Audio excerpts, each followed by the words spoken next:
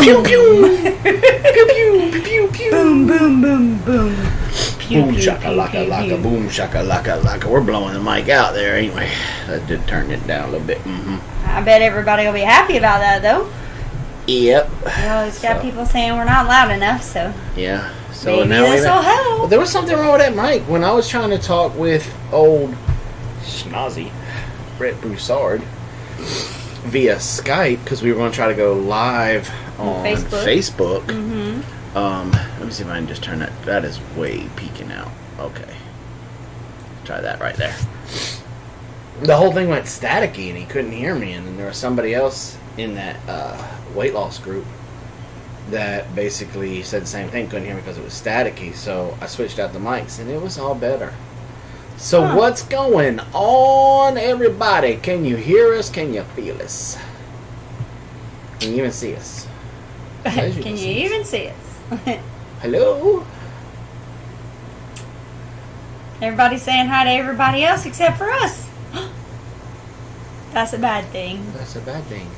Hi, everybody. Can they hear us? Can you hear us? Can you?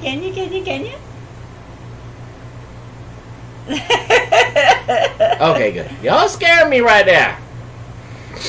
Hello to my favorite couple. That would be us. Hello. That's us. We're our favorite couple. High five. Whoop, whoop. Whoop, whoop. Raise the roof. Y'all, it has been a week. It's been a day, and we're going to talk about something that happened today here in a few minutes. Going to let some more folks come on in and shake the tail feathers and get on in here. Y'all done share it out. Let everybody know that Big Bear Homestead is live and in color. Somebody lost power and its grocery store had to throw out all the perishables. Wow, really? All right, so we got Heidi K, Mama Mimsy, April Hill. April, Mimsy's not going to be able to make it tonight. Could you be a doll and take over and do all of our links and stuff? Does she have them? I think she does. If she doesn't, it'll be okay. We'll just have to... Making lemonade from lemons. She's a waving. I know. I said hi to you and Sasquatch. Who said that? Pickers. She's like, nope. April, you guys need to make it over this way again. No, is she not? I don't have the links. Well, that's not good, April. You're supposed to be the backup to the backup.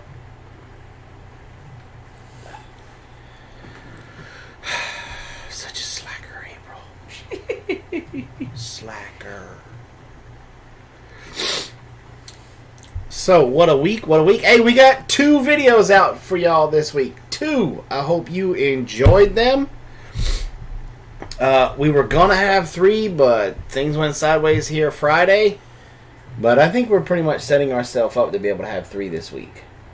If everything... It really just depends... Oh, when she's on an iPad. And you're my only wrench in here right now. It is. Look at that. Anyway, we have... What were we just talking about? You just totally distracted me. I distracted you. Yes. How did I distract you? I was talking about that we got 2 videos out. Samson's Farms in the house. So, as far as the videos, as long as everything goes the way that we planned it to go tomorrow. Mm-hmm. Today Nathan, kind of went the way we wanted it to. Kind of. Nathan, I have just got home real early, was able to shove some food down my throat to be able to make it out here. I have not looked at that right now. Hello, what you sent me, but I will look at it as soon as the show is over, and I will send you a polo or something. I haven't forgot about it. So, what a week. And we will have a vlog coming out Monday that will kind of help explain a little bit. You get to see a little bit some of the stuff that we did, like today. So we were kind of productive today. Mm-hmm. And which was cool. And we then got all of our, normally we do all of our grocery shopping on Sunday. Mm-hmm. But we decided to go ahead and knock it all out. Today. Yeah. We decided to knock it all out today, and then we are going to do all of our filming tomorrow. Yes. So, since Robin just going to go ahead and kick the door open and talking about how we went grocery shopping today, I got to get on a soapbox for a minute. I got to get on a couple of soapboxes for a minute. First one. Is it just me? But all these stores out there are going to require you to wear a mask to be able to get in. But then when you go to use the restroom, they don't have any towels in there for you to dry your hands and to be able to open up the door for you to be able to leave. I know I'm not a rocket scientist or anything like that, but I'm pretty sure that door handle is more dangerous than me walking around without a mask on. So, hand washing is pretty paramount. they've said it from the beginning. Yeah. There you go. So that's soapbox number one. I really have an issue with it because it's almost like this mask thing is a fad to me. You know, let's see how creative. Like, there was this lady that I don't know where she got this mask, but it looked like it was something straight out of Nazi Germany. It was like... It looked like the gas mask without the rest of it. It was just this part right here. And so it was like the big circle with like the grid in it, and it was rubber, but it was just over... Did it cover her nose? I don't think it covered her nose, just her mouth. And it was just like this, and that was it.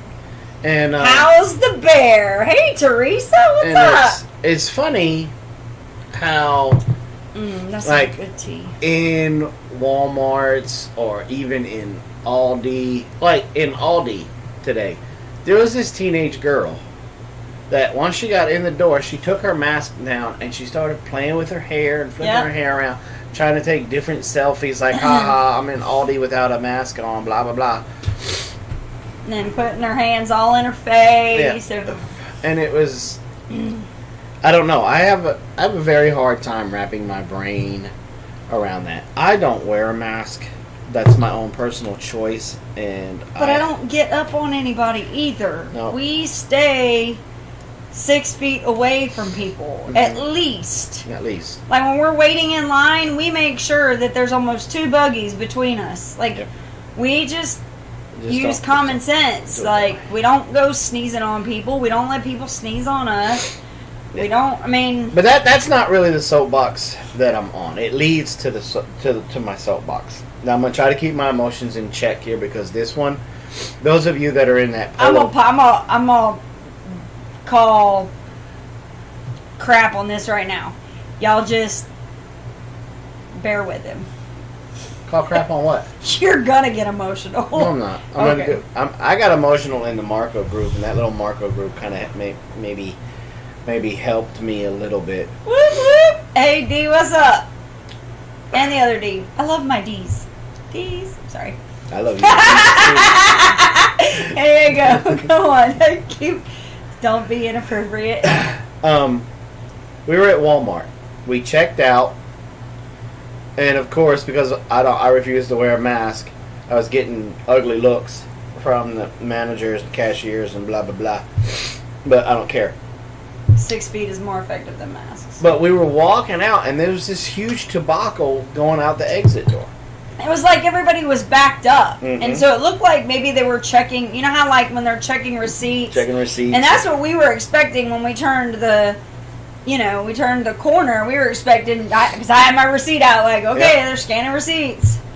And so when we were able to get a little bit closer, I peeked my head around the corner, and I saw that there was an older gentleman, probably 70s, maybe a little older, 80s, sitting in one of those motorized carts. And he had his cane, and he had a couple of groceries. Yeah. And he was trying to get it to go.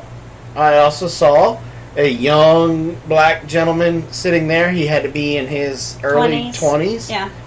An older black lady sitting over there. She had to be 30s, 40s. Mm-hmm. This gentleman was also wearing a cover. And it said Vietnam veteran, Purple Heart. Purple Heart. Mm-hmm. And nobody out of the 50 to 100 people that had us all tobaccoed right there, not one person stopped. Everybody was going by him and just giving him nasty looks like he was inconveniencing them. To see if he needed any assistance, to see what the problem was. I pushed the cart over to Robin. I said, I'll be right back. I'll be right back. And I walked over there and basically said, "Sir, are you okay?" And he was like, I don't mean to be here. I'm so sorry, but this thing won't go. And so blinking red or something, wasn't it? And I looked at the guy and I said, "I think this one is dead." He's like, "It's not dead, it's charged." I said, "Well, how about you get over here and help him, because I don't know how to operate this thing, and he obviously doesn't know either." And so he came over and started to play with it. Well, in the meantime, another lady came up behind and she started having trouble with hers, and he just kind of looked over there at her because she was a heavyset lady. She was African American also. And he looked like he was getting ready to leave us to go help her. And I just told myself, I said, God, please. I said this little prayer to myself. Please do not let him go over there, because I will show my butt. Mm-hmm. And he must have been able to read my body language or something, because then he went back to the Vietnam vet and he started to assist and trying to help him. And we finally got it running and going. But in the meantime, another, 20, 30 people came by, and they all were disgusted that this old man was here. That was in the way. And I'm like, are you kidding me right now? Because this man that's sitting here, every single one of you, owe something to him. He signed a contract that gave our government the permission to send him to a foreign land to put his life on the line. And he literally did. And he did it. And not only did he go over there, whether he got drafted or whether or not he volunteered, he still went over there and did it, and he got wounded. Mm-hmm. And I think we need a reset button on not just how we treat our veterans, but how we treat our elders.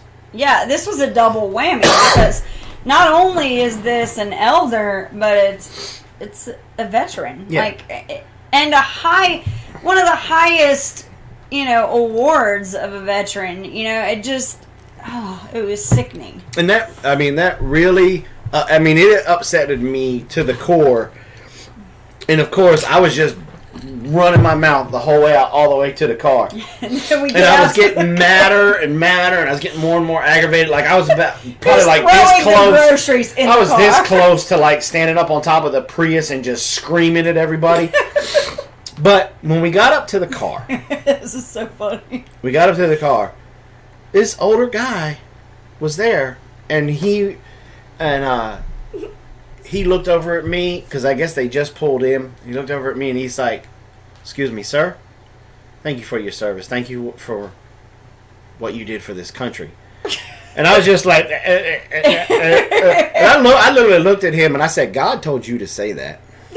Yeah, he's flat I said, out. "God sent you to park in this parking spot and to get out of your car at this particular point in time to say that to me. Because let me tell you what just happened in order to calm me down." I was like, first of all, let me say thank you for saying that to me. But let me tell you what happened. And so we sat there and we jaw-jacked for a little while. But it was just very heartbreaking. America, you broke my heart right then and there.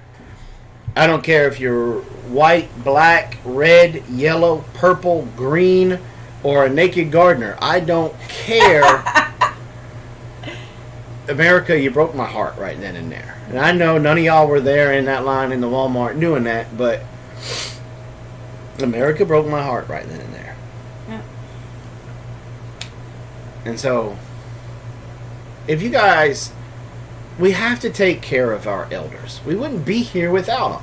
Mm-hmm. Whether they made mistakes. The history of the United States is riddled with mistakes. Mm-hmm. And but whether or not we learn from these mistakes is what's going to make or break this nation. Mm-hmm. Which leads me into my second soapbox. Oh God. Yeah, you don't know about this one.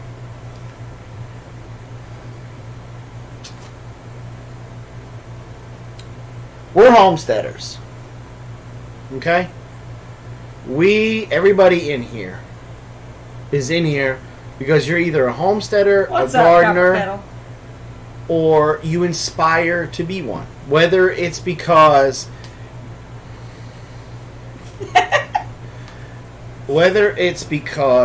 you want to eat healthier food, whether you want to remove some of the burden from our food system, or whether or not you want to be a little bit more self-reliant or self-sufficient. Mm-hmm. Thanks, April. Whether you are a vegetarian, a vegan, an omnivore. You do this for your own particular reasons. Most of us, because we want to eat healthier food, and we are aware of our broken food system and how everything's over antibiotic or over chemicaled or GMO, genetically modified, or whatever. Mm-hmm. Now, this is not an attack on the naked gardener because he's a vegan. He's not a vegan. He's a vegan. No, he was a vegan for a year. He's not a vegan. He's a vegan. Whatever. He's a vegan that gets foot rubs. He goes and hangs out with other girls and gets his toes painted. I love you, Sydney. He's vegan. No, I'm not picking on him. I'm just trying to be funny. Tim, Beverly, what's up? Jason is the new Karen. You're funny. At least I can grow hair on my head.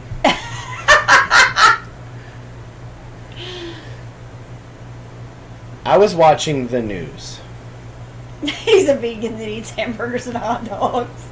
Okay. I was watching. Now look, all joking aside, Sydney and Tori brought a vegan meal or coleslaw. It was a side dish. Coleslaw. It was a side dish. It was a side dish. It was amazing. And it was really good. Yes. Okay?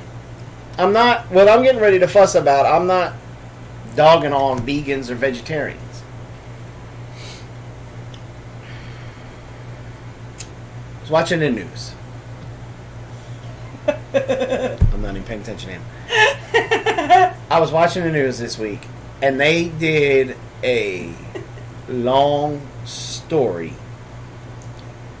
about beef. And about how the ranchers and the farmers are struggling to get the beef out. And why beef prices are going up through the roof and everything's going so high. And there's going to be a lot of rant that it's a double-edged sword because there's going to be more ranchers that end up going out of business, which is going to, in return, make the price of beef go up, blah, blah, blah, blah, blah, blah, blah, economics 101. Right. Supply and demand. So then, in the middle of the story, CBS decides to switch it and push the new alternative to hamburgers and beef is a plant-based burger. Now, again, I fall back. I'm not a rocket scientist. I'm not a chemist. But I'm pretty confident and I'm pretty sure that in order to get beans, soybeans, plants that they're trying to call meat to taste like meat, you have to chemically alter it in some way, shape, or fashion. How is that healthy? How is that good for you?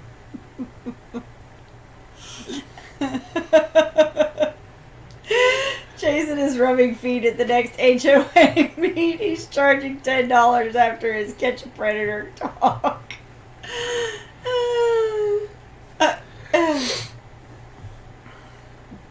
They even asked a rancher if he would eat it. He said, absolutely not. Not. Because of the exact same reason I just gave you why we won't eat it. Yep.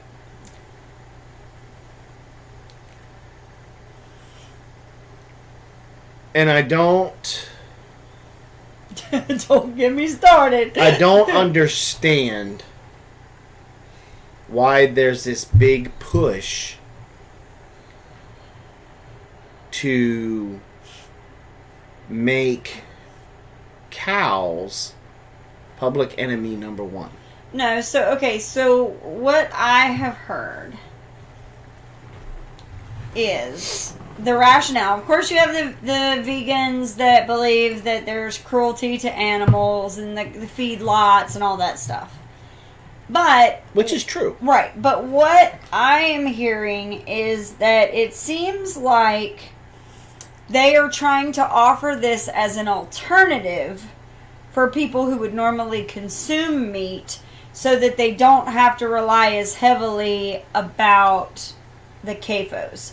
So they're trying to pull the focus away from massive, industries of raising cows and butchering them so that they can take some of that away and not have to raise them that way, because there is a huge demand for out-of-season meat.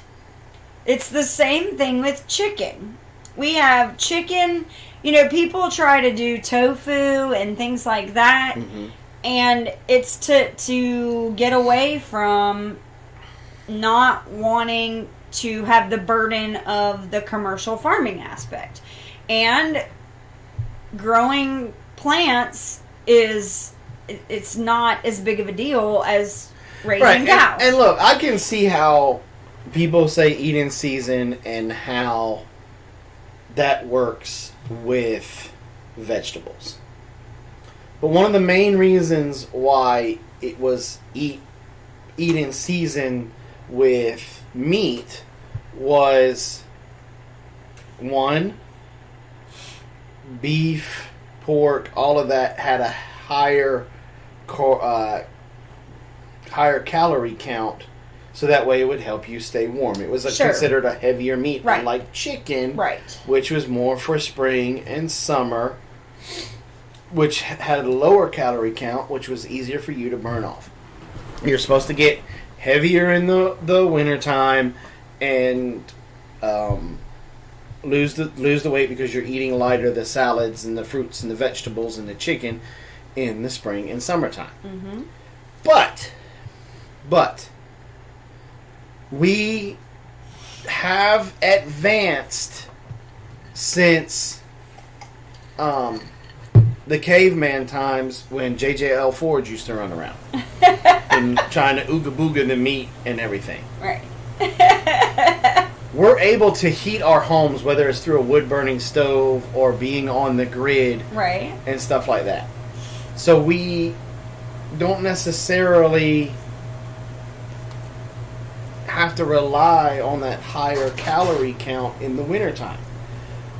Also, processing. Because we have come along in the modern era, processing a cow is nothing like processing a chicken. Mm-mm. When you drop the cow and eviscerate the cow, you need to let it hang for 24 hours to, some people like to let it hang a week or longer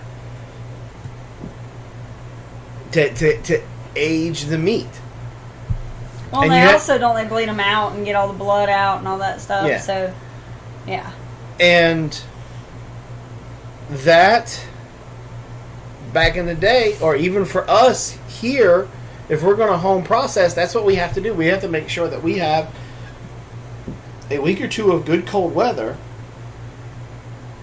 so that way we can do it that way. But now we have processors that have that cold weather all year round. All year round, right. They can have big meat lockers and things like that. Right. So necessarily wanting to try to eat that, to blame it on trying to eat that stuff seasonally, I don't necessarily agree with that. Well, but I kind of do. Because it's like when you start messing with, like with eggs. When you have to have chickens in a big, huge building where the light is constantly on them so that they will continue to lay, just so we can get our eggs. To me, it's no different than like with the chickens. In the summer, the chickens grow faster. You could put them out on land. 8 weeks later, you would have your birds. You clean them properly. It would be no different. But trying to run birds all year round, it's not as efficient. We know this to be fact. When we tried to raise stuff in October, we had to carry them through the winter, and we had to pump them full of food because that was the only way we could keep them warm. Mm-hmm. So if you're doing, and it's the same thing with cows. You can't tell me that cows are nice and hefty and ready to butcher in the middle of the summer. They're leaner in the summertime. Mm-hmm. They're not nearly as, you're starting to mess with the natural progression of when is the best time to butcher that animal. No, because all that is about fat content. And if you're eating grass-fed beef, you are eating a leaner meat anyway. Because that cow's out walking around, he's not just sitting somewhere getting fat. Okay, but still. And so you can't really compare putting a light on chickens to get the eggs to butchering a cow in the springtime. The better time. Okay, I still fall back to the seasonal, regardless of calories. I still feel like that there's still some validity to the seasonal thing. I mean, it's no different than trying to eat a watermelon in January. It's completely different because it's all about the processing time. And look, I'm there with you with the seasonal things because our bodies react differently. Mm-hmm. But if I want a Whopper in June, Whopper's a bad example. If I want a steak in June, then that's my choice. That's my freedom to be able to have that. What good is the technology if we don't use it? What technology? The walk-in freezers. Uh-huh. Still, I'll tell you, because we've had steak in the summertime. I'm not as happy eating a steak in the summer. It's heavy. It's a heavy food. I'm happy anytime I'm eating a steak. I know. Anytime you're eating beef, period, you're happy. Yeah. Yeah. But I don't think it's... Why I'm arguing what I'm arguing is it's not a far stretch to say that if the world wants beef all year round, that there should be a reason why they can't have beef all year round. You can get rid of every single CAFO, and if everybody farms and does like how most of us do in here, you would still have more than enough beef to go around. Because here in the South, if I pop my cow December or March, it's not really going to make a difference.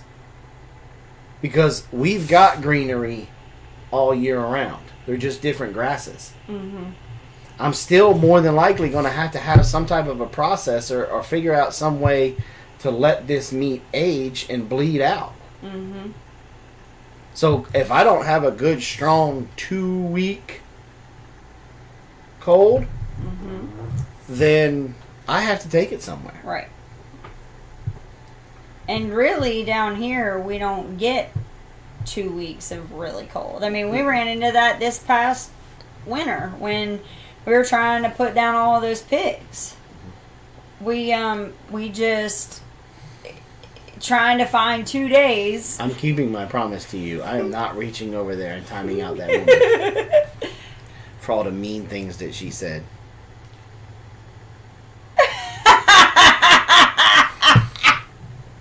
April.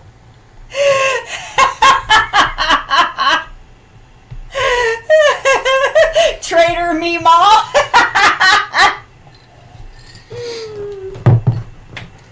Yep. So, anyway. And so, look, if somebody... But I think, like, if the amount of consumption that America, I mean, it... Well, that's economics 101. Mm-hmm. If something's in demand... You have to up the supply. You got to up the supply. Right. And... Well, if everybody's trying to buy it out, and the supply can't keep up, then they're going to produce more to try to keep up with it. And then when they overproduce it, the price and stuff comes down. Economics 101. Pay attention to toilet paper right now. Just saying.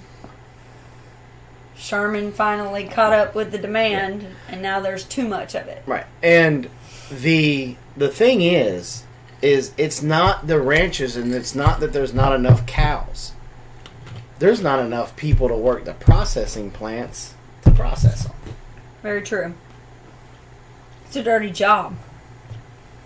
As somebody who has to stick their hand up a chicken's butt. Just saying. It's not something I'd want to do all day, every day as my job. And I don't think that offering a genetically modified, chemically altered plant burger is the right answer. Hey, our aprons. Andy, what's up? Our aprons, I wish you were so much closer because I am in a hurt locker for a processor. Yeah. We found out that our beef processor here has lowered his prices on butchering the beef. But because there's not a lot in stores, he's requiring 10%. 10% of the meat. So part of your payment is 10% of your cow. Not gonna happen. Not gonna happen. No. Can Jason show us how to stick a hand up a chicken butt? So, Sydney, I need more refrigerators. A lot of them. So we can make one big one. Yeah. So speaking of putting your hand up a chicken's butt. See, I wasn't going to ruin the video that's coming out on Oh. Monday with that. Okay, but we shut down. Too much of a hassle. We can't follow CDC guidelines. What? Wow. So what are you doing now? You can come down here in like December, January and teach us the proper way to cut up a cow with all the proper cuts and maybe show us some easier ways to make the cuts. Poke salad. No, we've never eaten poke salad. We have plenty of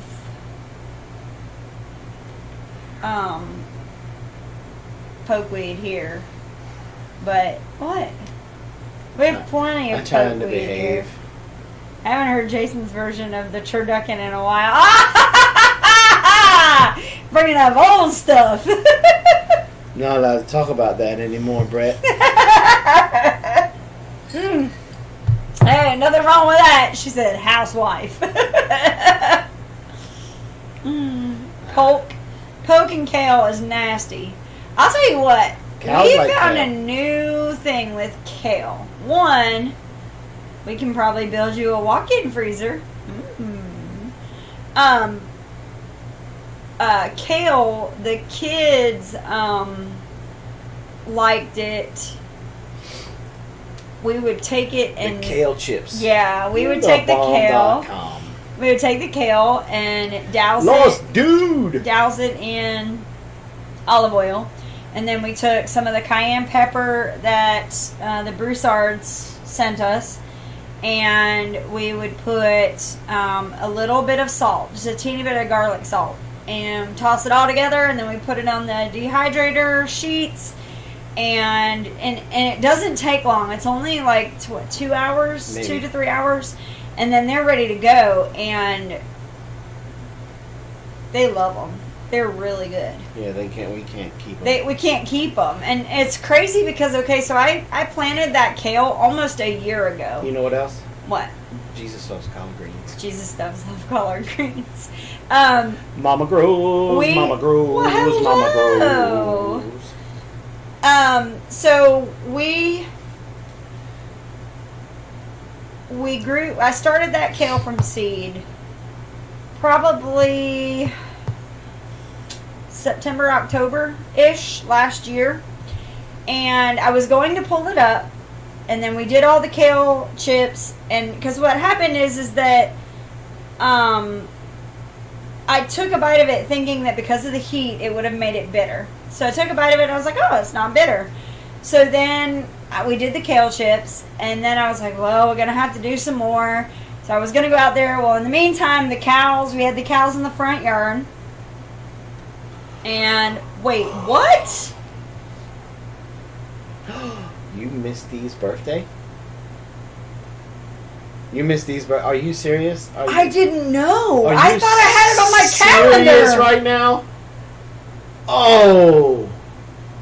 You are a horrible friend. Horrible. I'm glad I'm your husband, because right now I wouldn't want to be your friend. I'm going to cry. You, as much as that lady has done for you, and you missed her birthday, you should be ashamed of yourself.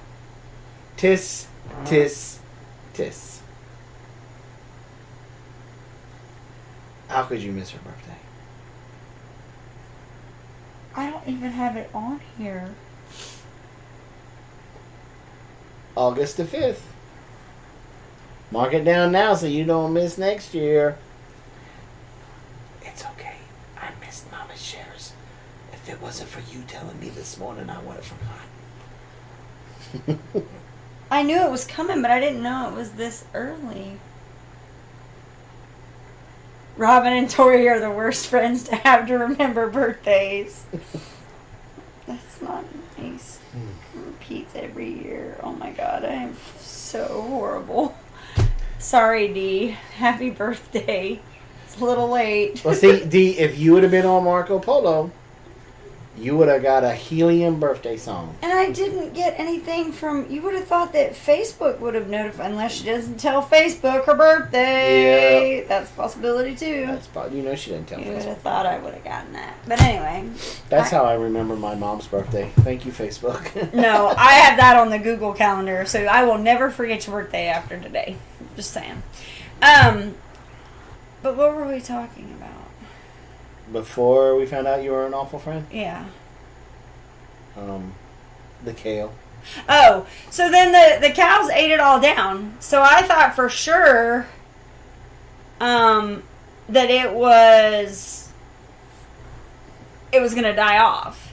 Well, I went back out there and it's grown back again. So it's like what do they call it? A catch and go or whatever kind of plant. That it's almost a year old and it's still producing. Yeah. So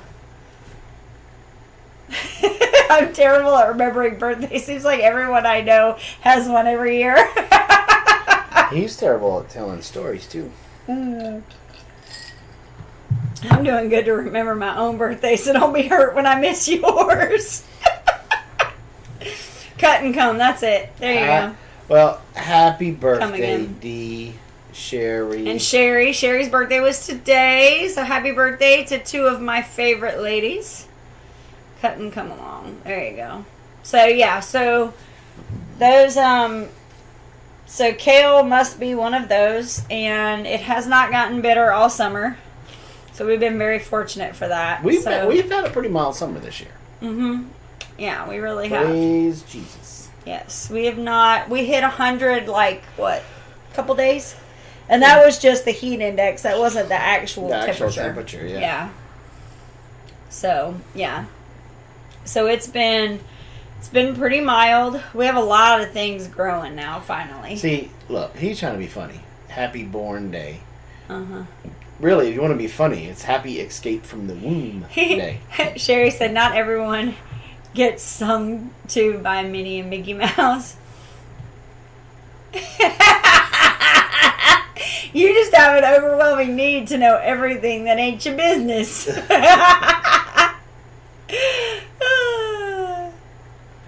Okay, I'll remember that, friend. Teresa said, my tomato caught the blight.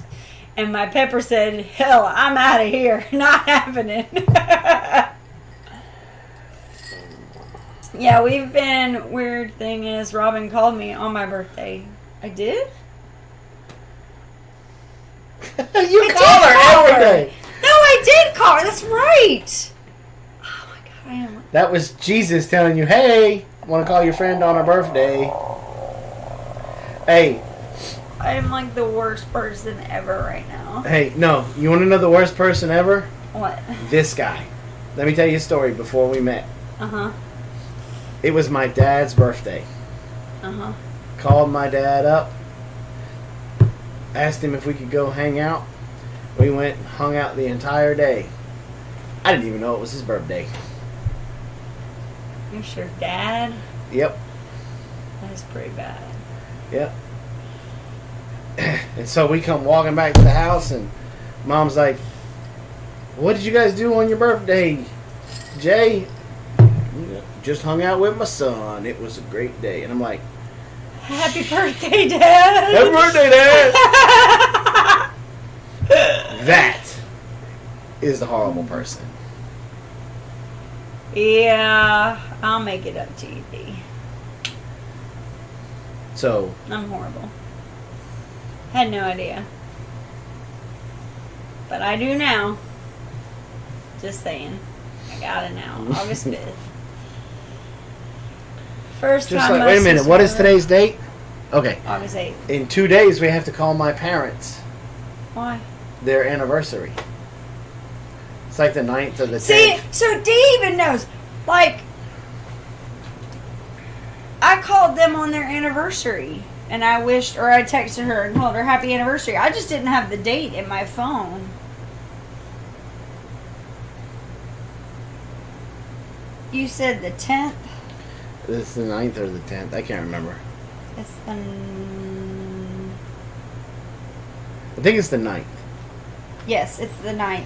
It's the 9th. Mom and Dad's anniversary. We both have it on our calendars. It's the 9th. Because for the long... You thought it was the 10th. No, they argued and said it was... And I was the one calling every year on the 9th. Which, thanks, son, but it's tomorrow. No, Dad, it's not. No, Mom, Dad, it's not. For like 11 years. 11 or 12 years. It might even have been 15 years.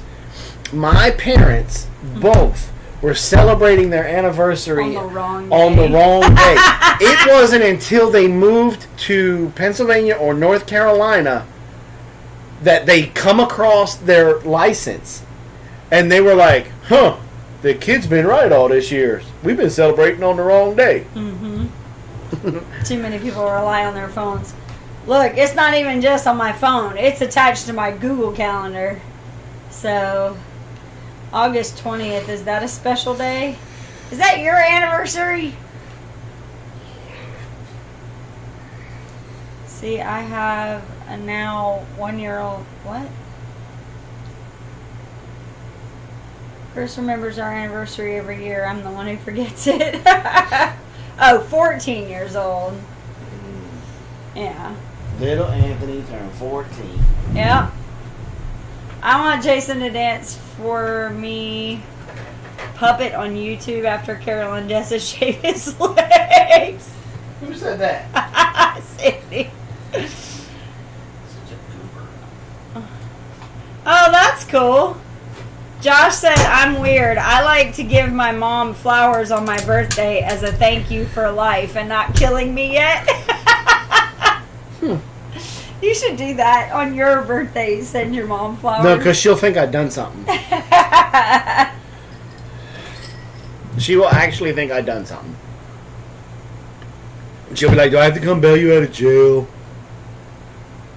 Ladessa and Carol gave me birthday greetings this morning. Yep. Yeah, I woke up this morning and the very first thing, I knew it was Sherry's birthday, but the very first thing when I went to buy all my stuff, Marco Polo was like, it's Sherry's birthday today. And I was like, oh, I need to sing happy birthday. And so I did in my best. I'll tell you what, Sydney. Chipmunk. Let's just go ahead and end this there. I'll dye my hair hot pink if you dye those pack of hot dogs that you got in the back of your neck a different color on each hot dog. That back of Sydney's neck looked like a stairway to heaven.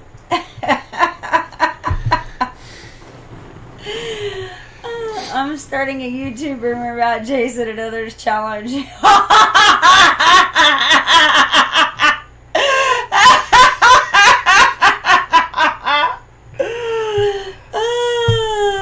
I want Jason to dye his man bun purple. I want to see the video when that happens. Oh my goodness, y'all are so funny. Yeah. So, let me ask you this. Have you guys been enjoying the vlog style videos that we put out this week? There's like a 30-second delay. Coghill, that's the one that Yep. Jason Yep. at Cattywampus is just like fangirls over. Yes. Oh, Coghill Farm. He's not that bad. No, but like everything is like, he'll say, Donald could tell Robin's laugh from across the room. It's definitely mine. Kool-Aid works. Yes, I like the videos. Okay, good. Because we're still kind of new to the whole vlog thing. Yeah, so we've always done informational videos, trying to teach. And then for a while there, we were just putting out videos to put them out. Excuse me. I like the yoga challenge video. I thought you liked the patchouli video. That was still very wrong of you. What? The patchouli? That was pretty funny. No, it was not funny. It wasn't as I much actually as felt my lips and mouth getting smaller. No. That it wasn't intentional. We were sitting there reading, and all of a sudden I was like, "Oh, and by the way, this oil."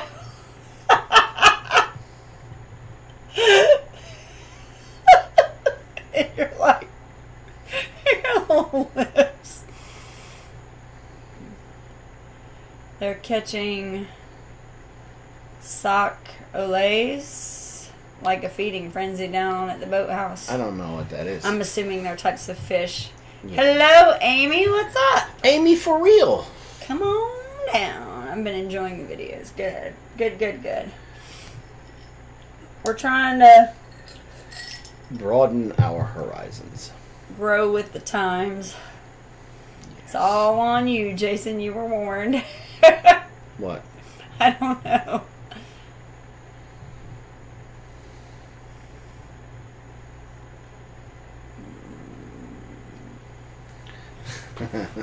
What? Lost Dude made a comment that if every Crappy. that when we get to 25,000. 25,000, I'm supposed to eat tofu. Tofu, yeah. See, there was a time frame for us to get to 25,000 because it was inevitable that we would eventually get to 25,000. Right. Exactly.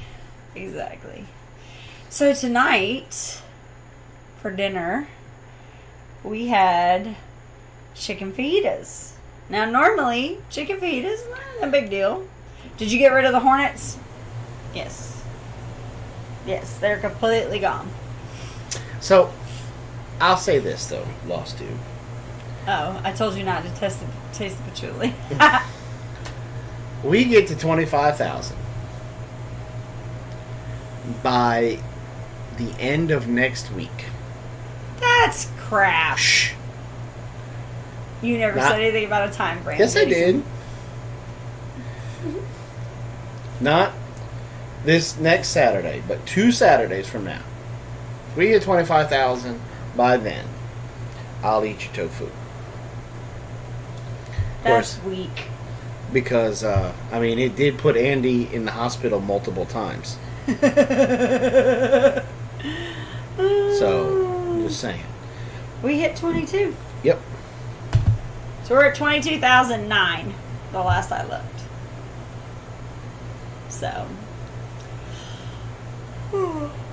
So anyway, we had chicken fajitas for dinner tonight.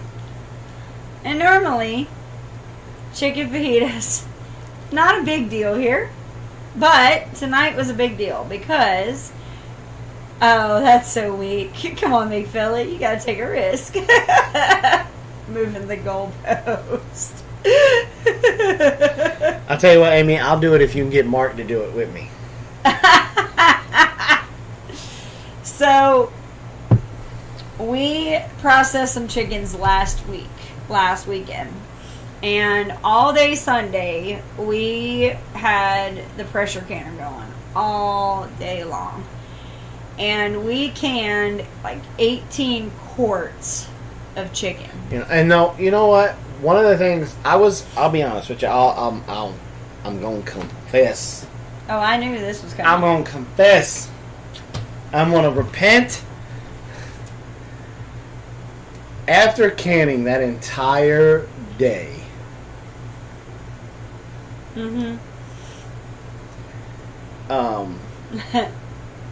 Of canning, that house got so hot that I am ready. I am ready to get a couple of things done that I need to get done. Move your little charcuterie boys and start clearing that area for your outdoor kitchen because that was horrible. It was hot all day. My poor air conditioning was working all day and could not keep the house below 80. Like, it was 80 degrees all day long. And it wasn't until even the next morning, after we had turned the canner off and went to bed, it didn't catch up until, like, 5 o'clock that next morning.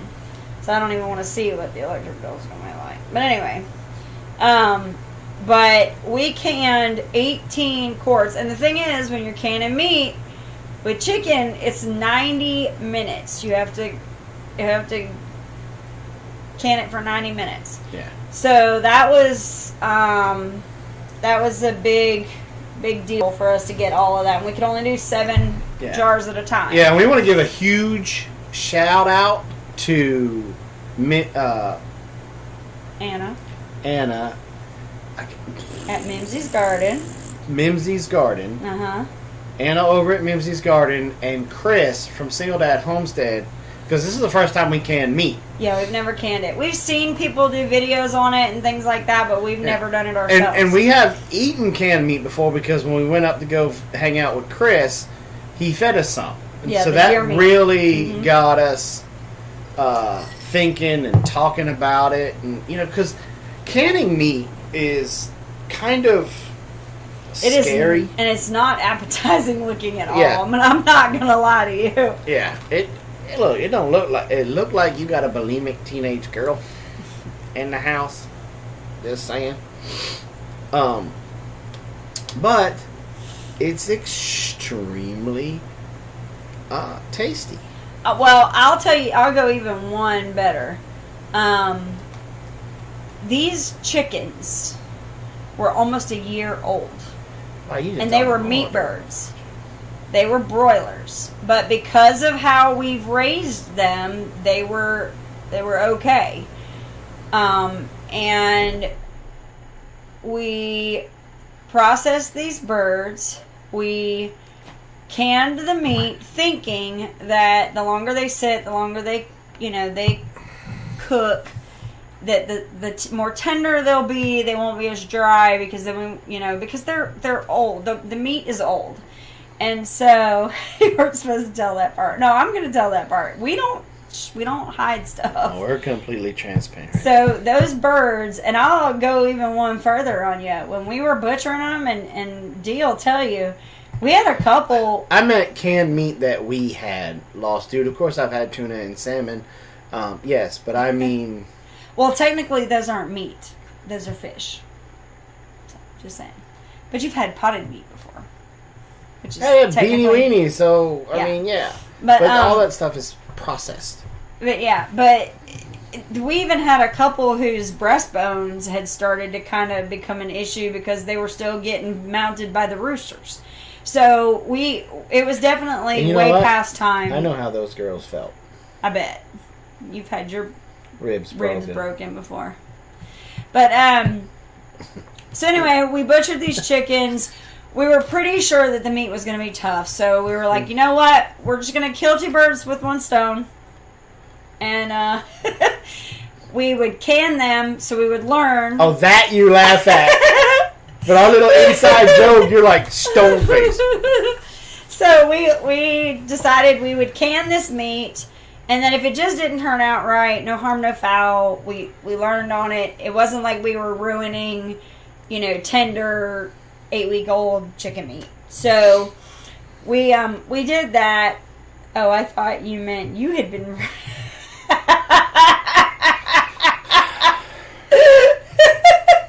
Such a dork. So anyway, we canned the meat. Earlier today, Carol opened up a can. Because she was like, well, I'm going to make chicken soup, and I'm going to use this, and da-da-da-da-da. And so she opened it up, and she was like, she took a bite out of it. She goes, not so bad. And I was like, really? She's like, yeah, try it. And it really wasn't. It wasn't bad at all. No, it was really good. And truth be told, I had made the menu last week anticipating that we were going to have this chicken, this canned chicken. And so I decided that I would throw that into our meal plan this week. And so we had chicken fajitas on the menu. And it was so funny because I told the girls, we're having chicken fajitas. Well, they pulled out frozen chicken breasts. And I was like, no, we don't need them. We're going to use the canned meat. And they all kind of were like,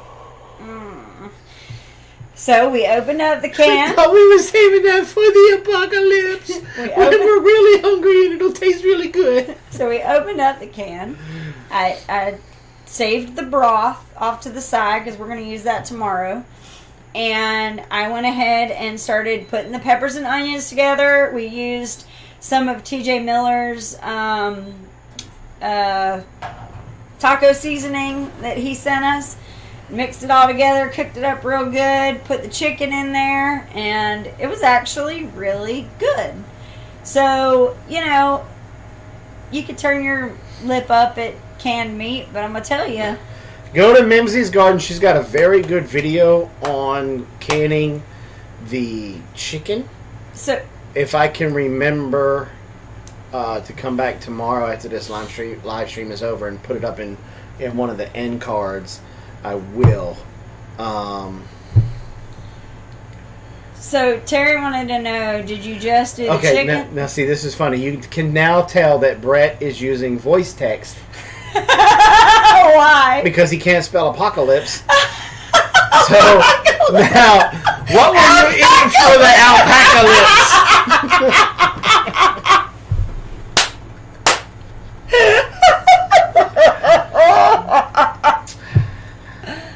Autocorrect got you, my friend.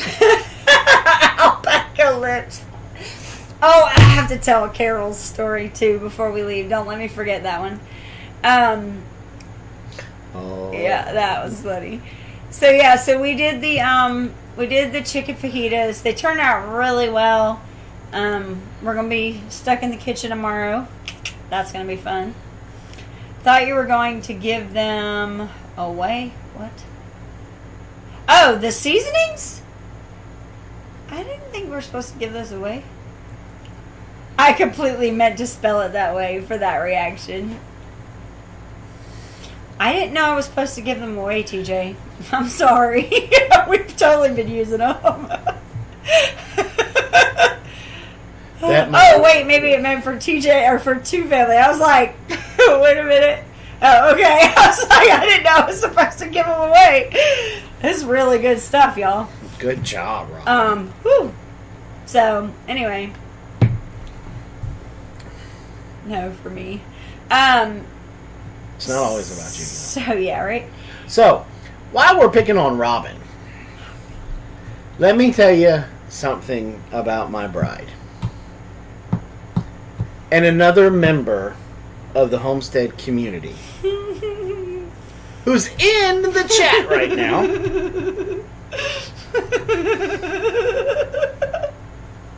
See the way she's giggling right now? That's because her and Deanna from Naturally NC are like 2 3-year-old little girls. Carrie, I'll tell you in a second. On Marco Polo. Because they have discovered the helium button on there that makes them sound like cracked out squirrels. They won't talk normal to each other. It's like their own little Klingon language that they got going on. And they get each other tickled by certain phrases and stuff. And then you'll hear each other, they'll tell one another, "Oh, I just peed a little." "Girl, I had to stop off on the side of the road to pee." Because they get each other so stinking tickled. There's nothing funnier than hearing somebody say poop in a chipmunk voice. And then they laugh on purpose because they know their laughs sound absolutely hilarious. And I'm telling you guys. I'm telling you, April, it is hilarious. It makes me cry. Like, the most innocuous thing. Like, you could just be talking about how your day was. That's all it is. I mean, like, it could just be, so I went to the grocery store today and I had to wait in line. But just listening to it is so funny. Okay, so Terry asked before all this started, Terry asked if we did the meat or if we did meat and broth. On the advice of Anna, we mixed dark and white meat together, and we put just the meat in. And now we packed, like, you take your little, poker thing that gets all the bubbles out, and you make sure that there's absolutely no air in there. Like, you just pack the meat in there until it's completely up to, like, I think it's 1 inch of headspace, basically at the bottom of where the screw top would go. And then you just put the lids on, screw them on, hand tight, put them in there. Now, I will tell you, because of the oil in the chicken from the fat, what Anna told me is that you're going to have some of the broth end up in your water as you're canning, but they do seal. Now, we had like one that didn't seal. We had one exploded. Oh, no, it was the broth that didn't seal. We had 2 that didn't seal. Yeah, 2 of the broth that didn't seal, and one of the bottoms of the can jars. I guess it was one of the ones that we used over and over again. Yeah. Boom. Bottom blew out. Bottom blew out. So if you really farted, what would that sound like? I don't know. So, I will tell you this. This whole helium thing has basically taken over my entire household. That we were in the midst of an air predator attack, and Carol had my phone. And she started messaging you and Deanna, her doing helium voice, and I took a shot to scare the birds away, and the gun, it sounded like a something out of Star Wars, like a Star Wars, like pew, pew.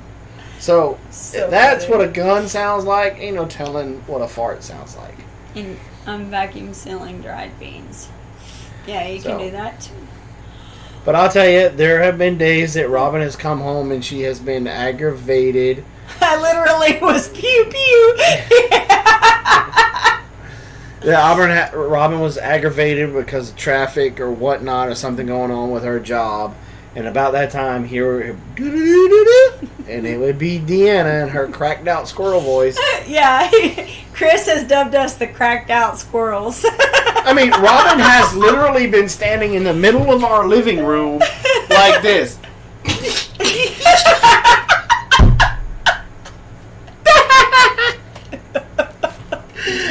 And then she walks to the bathroom like this.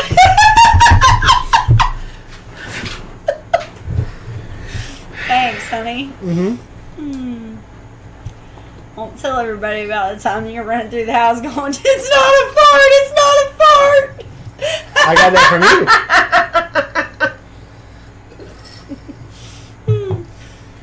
you. Anyway, so, and then I saw this bumper sticker on this car, and it was so funny. It says, the reason I'm speeding is because I've gotten to poop.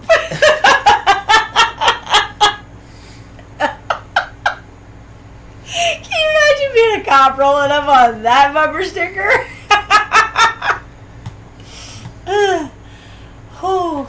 So, yeah. I love how everybody tells me, I'm glad you married such a mature woman. Oh, so Carol. Okay, so everybody knows Carol, like, you're a Marco pooper. Look, I am not going to lie. I will talk to you on Marco Polo while I'm dropping a deuce. Totally crying.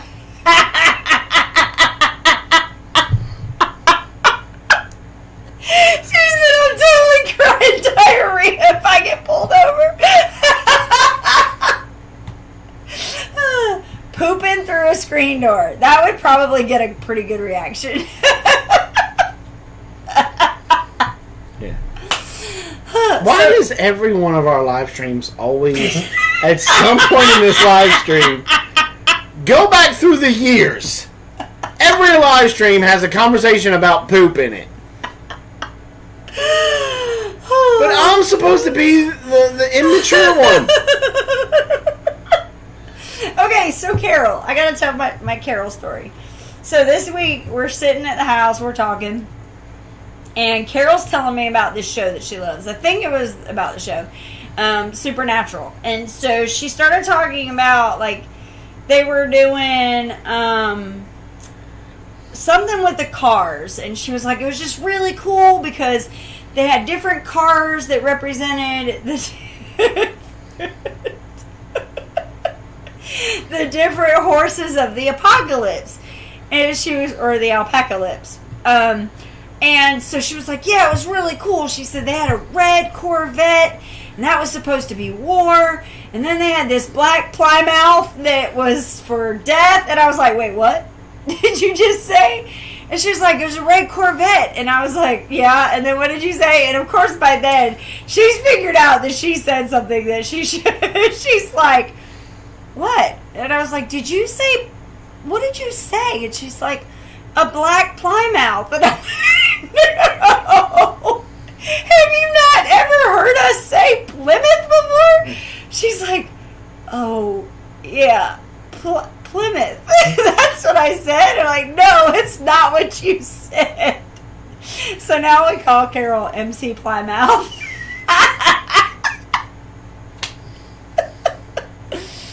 It's because God has a sense of humor by letting everybody fart. Farts are funny. Yep, they absolutely are. Yeah, Plymouth. That's what she said. And we don't talk about cars. And to be fair, like, Plymouths haven't really been like this big, huge thing lately, right? So, like, nobody talks about Plymouths, right? So she's only ever read it in a book. And so, to her, it phonetically, it was a Plymouth. So, So we did have, we're saving this to the end. Some of you guys already know that I'm Marco and stuff. Close friends of ours. Sunday. No. Wednesday. Was it Wednesday? Wednesday or Thursday? Wednesday. It was Wednesday. It was Wednesday. Wednesday Wednesday night. evening. We had a bad thunderstorm come through here. Really bad. Like, and we weren't expecting it to be this bad. Like, 1 minute, everything was good. And for some abnormal reason, Han and Leia got overly worked up about this thunderstorm.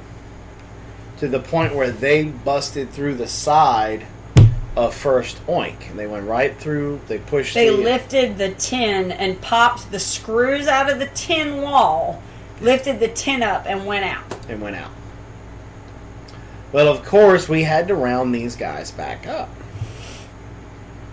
Well... And since Han's never been over to where we were taking them, he didn't know where to go. So it was a struggle trying to get him out there to begin with. And it was pouring down rain. Everybody was getting aggravated. Everybody was soaked. It was getting dark. It was starting to get dark. And everybody in this house, except Robin, has been hit by lightning in the last year and a half. And so the girls were extremely nervous. I was a little bit nervous. Because this storm was close. It was really close. Like, it was hitting the pasture, like, right next to us. And so we turned Apollo out. Apollo is great. He was great at rounding up pigs. When you turned him out, I kept his training collar on him, and if he was gonna take him one way or another, I used to just pop him or make it beep, and he'd stop. Well, Leia saw him and took off. I don't know where she went, but him and Han started going back and forth, back and forth, back and forth.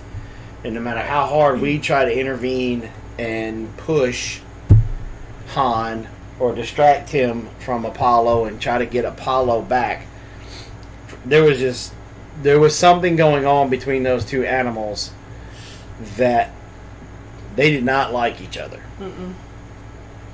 And Han, just to give you perspective, he's probably pushing 750. He is a massive animal. He is a cow with short legs. Yeah. Like, he is a big, huge animal. Mm-hmm. And they were going back and forth, and the rain was pouring down heavy. You could hardly see. Mm-hmm. And then I heard Apollo yipe. But then it wasn't shortly after It's the that biggest yipe. pig I've ever seen, yeah. Boom, Apollo was right back in it. Uh-huh. And so... Yeah, he didn't miss too much of a beat. Like, it just, yeah. And he was right back in that pig's face on him. And so we finally got him pushed around and in. Apollo didn't act like anything was wrong. Mm-hmm. We had no idea. And so we went on the hunt for Leia. Looking. We went into the neighbor's backyard, the whole thing. Okay, no. Stop. We got Han in his pen, but before we got Han in his pen, Jason tried to clear the fence to get on the inside. Okay, I was not going to talk about that. I'm sorry. We're going to talk about that. He fell and hurt himself. Okay? So, because it's pertinent to the story. So, as soon as we got Han back in, Jason was in a lot of pain. So Jason came back into the house and he soaked in the tub for a little bit. And the girls and I went out to look for Leia. So I turned the girls out over in our neighbor's pasture and with a radio. And then I came back and I went down the hill, tried to see if she had gone into the road or anybody's, along the roadside. I didn't see her, so I turned around and started heading back. And about that time, the girls I could see their flashlights because they were using the flashlights that TJ got us, which they are a godsend, I'm telling you. If we haven't told you enough, TJ, thank you so much for those because we use them almost daily. We do use them daily because the girls use them to go out at night. So anyway, the girls are bouncing back. I grab them and they're like, Mom, we just can't look anymore. We don't see her in the pasture. There was more lightning that was right in that pasture. And you could tell Ladessa was shaking. Like, she was scared. So I was like, you know what? That's it. Like, we're not doing this. She will either come back or she won't. Like, that's just all there is to it. Well, about that time, I kind of got this, like, weird feeling. And that's usually what God does to me when he's like, hey, you need to listen to me. And all of a sudden it was like, you know what? You need to just go walk back there where everybody else is, where you already put everybody up. So I parked the car. The girls are starting to head in the house. I grabbed the flashlight and started walking down. And Ladessa's like, what are you doing? I was like, I'm going to go check something real quick. Sure enough, we walked up there and she was right next to the fence line. And within about 10 minutes, we got her rounded up and got her back in there. And then everything was okay. So then we come back in the house. You're finally kind of starting to feel better. You've had a chance to kind of get everything situated. No. I was still hurting bad. Because you told me she was down there, so I got out of the tub. Mm-hmm. I started to get dressed, put on my rubber boots, and started to come out. But by the time, because it took me a long time to get dressed. Yeah. Because that fall was hard. Yeah. And, well, you're still hurting from it. Mm-hmm. And started walking down there, seeing you guys coming back. So I went and picked my glasses up that I left out there. Yeah. And we came in the house. I, of course, got undressed again, and we decided to put ice on that area. Take a look at it, make sure you didn't have any internal bleeding. Yeah. And it was swelling up. And so we put ice on it, and then I remembered about Apollo yiping. And I said, go check Apollo. Check him all over. When they were going at it, he yiped. Well, they gave him a real quick once over, and they're like, nope, he's fine, nope, he's fine. And then Robin was petting him. He turned his head. And that's when she found it. He has a huge, about 2-inch deep gash on the side of his neck. It's 8, 9, 10 o'clock at night.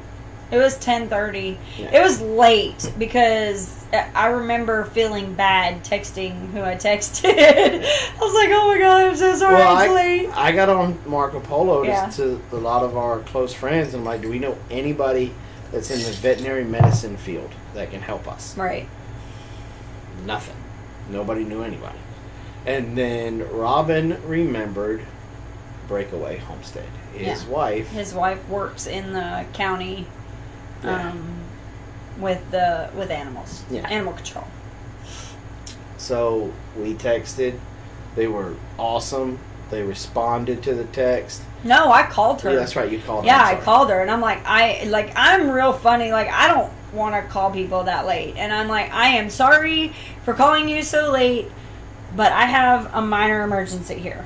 And she's like, okay, what's going on? And I told her, she's like, all right, get off the phone with me, take a picture of it, send it to me. And it's funny because what we think is huge, when I sent it to her, she's like, oh, that's not nearly as bad as I thought it was going to be. I was expecting his texts to be hanging out. Right, she's like, it's still bad, but, like, not what I was thinking. Like, I thought there was going to be blood everywhere, his texts hanging out. But to be fair, though, we were in pouring down rain, and I think that's part of what kind of saved everything, because if he had been in it and been in mud and stuff like that, it probably would have been like infected and not been, but because we're in the pouring down rain, I feel like it flushed it a lot and kept it kind of clean. Megs thought he was hurt. Well, and he was. I mean, you could tell he was favoring it. He didn't want to be anybody near it, and he still doesn't. But yeah, she thought, and now granted, I did say minor emergency because this wasn't like his intestines were hanging out, but Well, I knew that it was big enough. Stuff were hanging out. I would have put him down. But I knew that it was enough that, and again, not that our pigs are nasty, but you hear about people who get hit with pig tusks having infections. And so my bigger concern was not, because it wasn't bleeding profusely, it was more like it was just a jagged, like just a, tear.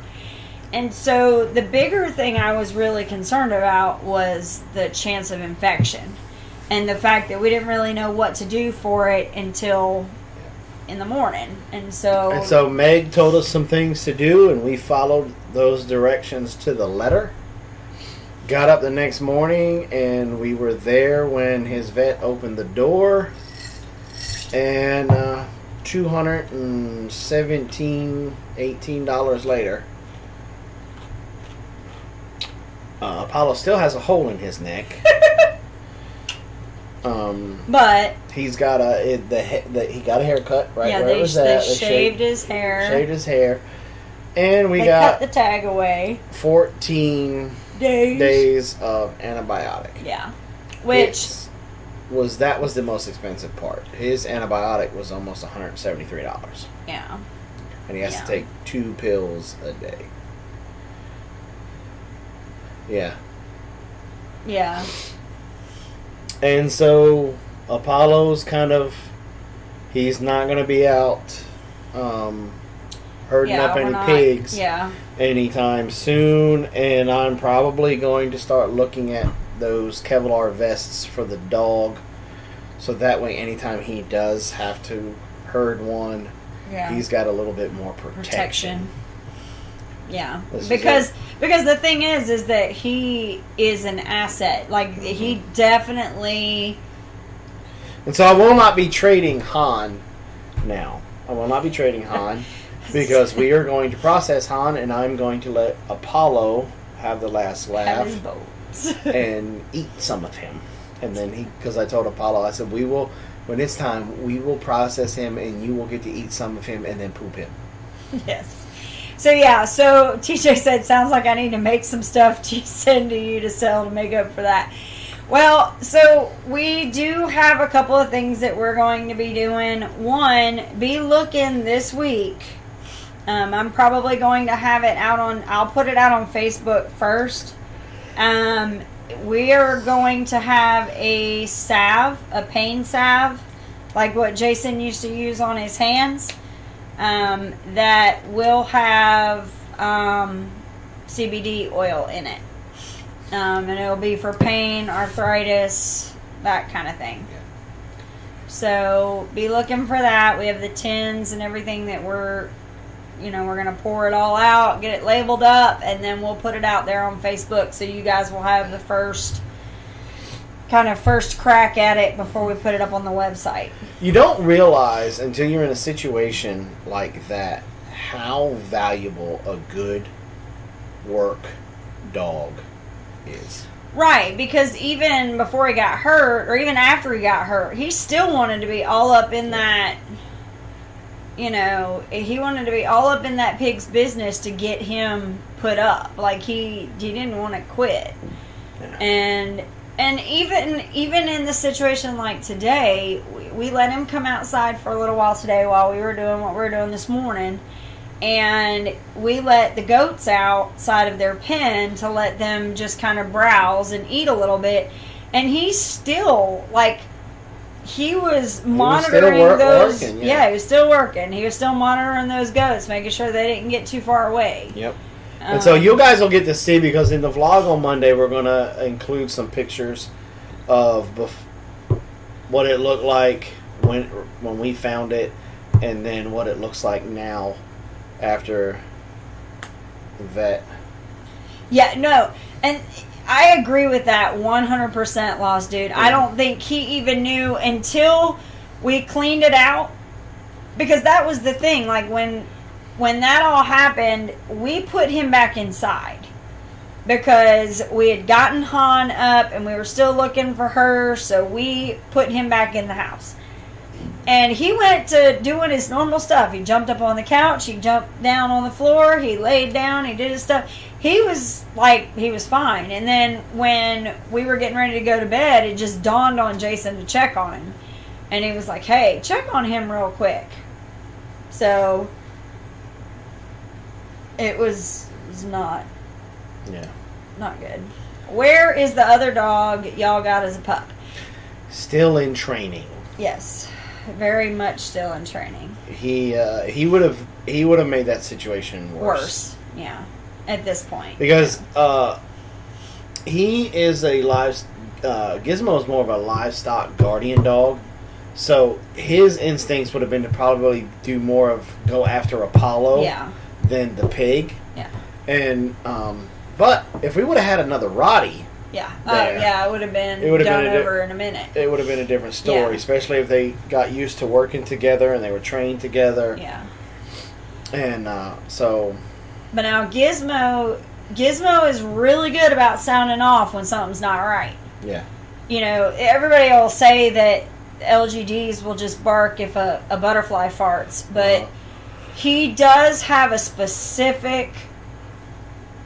It's not a type of bark, it's like a rhythm of bark. Mm-hmm. When he gets in a certain rhythm, you know that there is something, even if it's as simple as the charcuterie brothers are getting too close to the fence and they're getting ready to test it.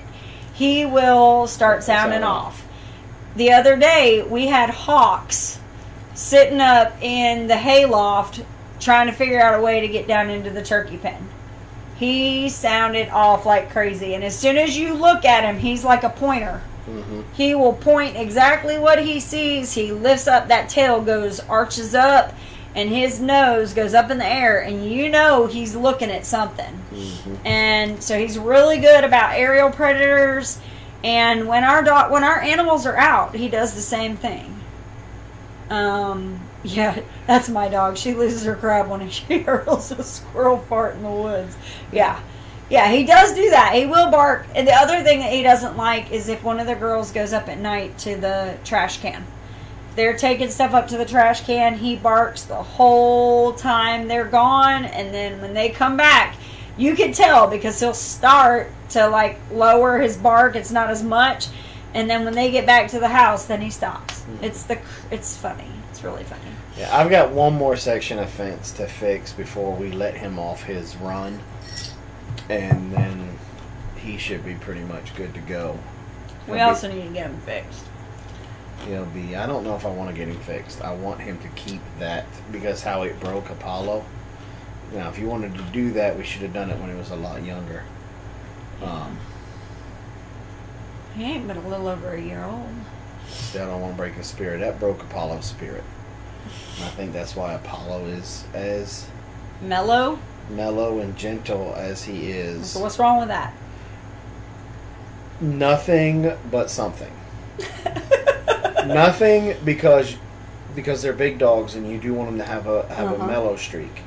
But you also want them to be able to have that alpha side when it's needed. Yeah. And I think by taking his gonads away, that did something to make him. But he was a really bad wanderer before that, like really bad. Yeah. Really bad. And of course, with him being a Rottweiler, that made it even worse. With him being just an LGD, I mean, he's big, but he doesn't look ferocious like a Rottweiler does. So. Well, we've been on over an hour and a half. Mm-hmm. So we kind of got to say goodnight. Okay. Be looking for the video on Monday that shows the wound of Apollo and kind of what we did today. And what's up, the Mindful Homestead? Oh, hello. Brother, I have been watching a lot of your Kubota videos. And I want to say I really appreciate those videos because we're in the market for a new tractor. Mm-hmm. And your videos have really kind of help me make up my mind whether or not I'm going to go with Kubota or not, which I'm probably not. Probably because some of the points that you made were like, you know what? Yes, we do, TJ. I was going to say that, but I didn't want to interrupt him. Some of the points that you made in some of your videos were turning points for me. And so we're in the middle of John Deere country anyway, which is awfully funny to me because I was at the dock the other day and him and I were talking and he ran across somebody trying to sell an old Kubota. He said he almost bought it. But the guy put a 4-wheel drive sticker on it and it's not 4-wheel drive, so he's like, I can't trust this dude. Right. Which I can understand. But he says over there in South Carolina, Anderson, Kubotas are the tractor. You're not an official good farmer unless you have a Kubota, and nobody gets rid of them. Huh. Where over here,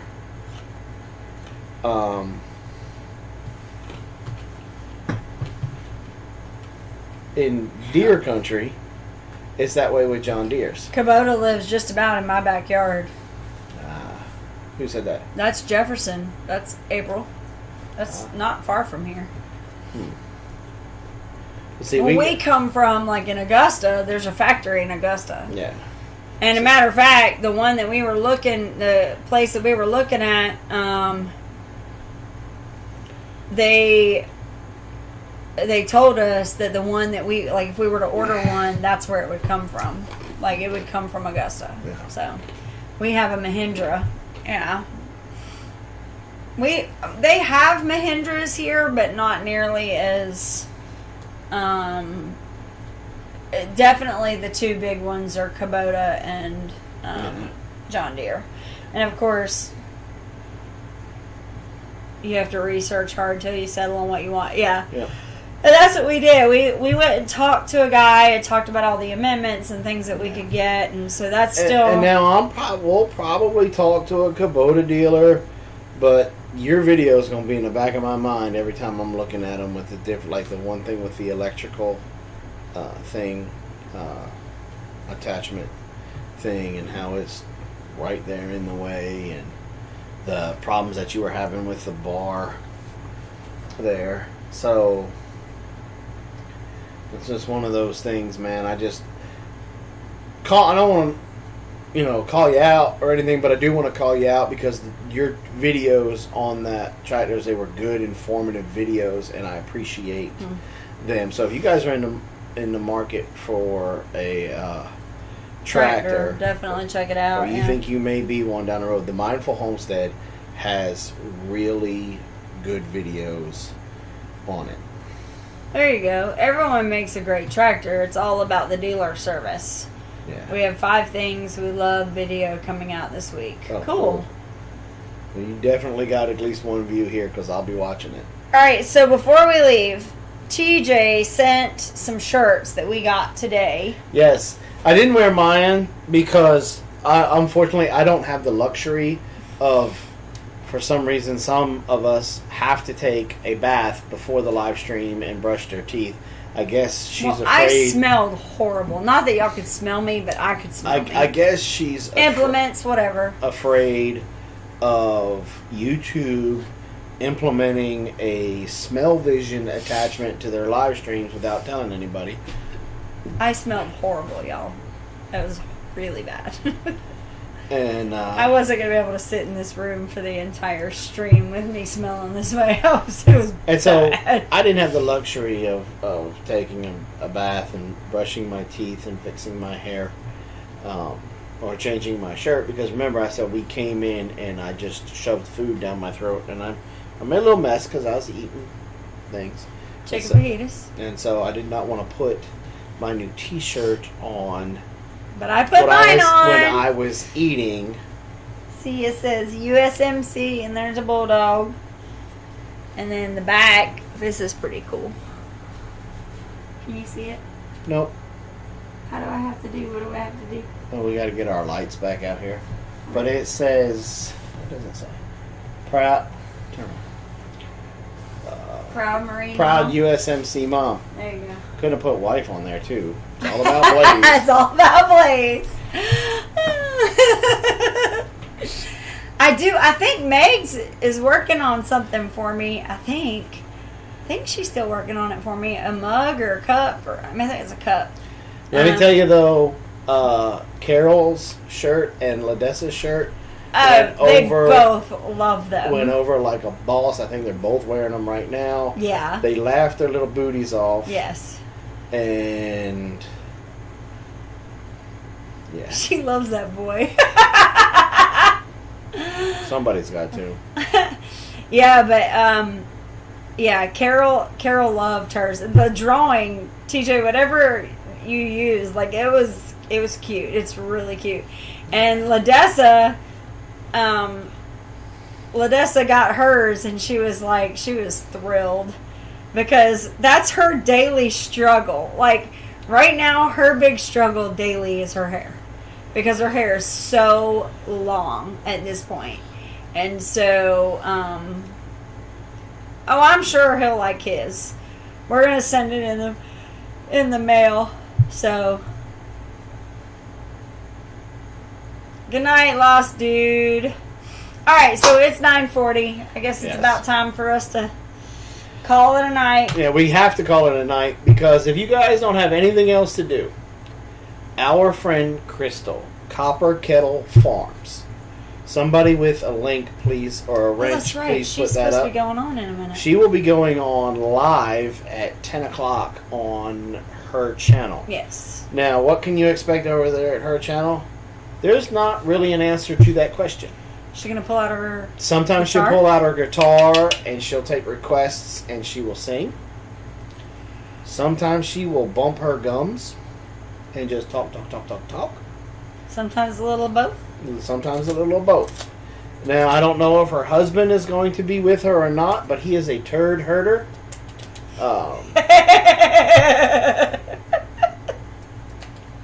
So, you have no idea where the conversation's going to go with a turd herder.